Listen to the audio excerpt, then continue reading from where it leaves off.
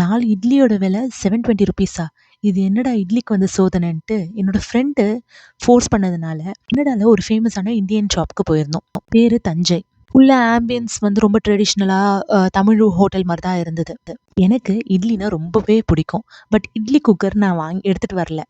சரி இங்க அந்த குக்கர் வாங்கலான்னு பார்த்தா, அது செம்ம ரேட்டு. அதனால இந்த ரெஸ்டாரண்ட்ல இட்லி ஆர்டர் பண்ணியிருந்தேன். 4 இட்லி, கோகனட் சட்னி, கார சட்னி, சாம்பார் வச்சு குடுத்துருந்தாங்க. சட்னி டேஸ்ட்லாம் செம்மையா தான் இருந்தது. மீதி சாம்பார ரசிச்சு, ருசிச்சு குடிச்சுட்டேன். எனக்கு தெரிஞ்சு இங்க நார்மலா இட்லி எல்லாம் வந்து ஃப்ரோஸ் பண்ணி வச்சிருப்பாங்க. அண்ட் வேணுங்கும்போது அத ஹீட் பண்ணி மறுபடியும் குடுப்பாங்க போல.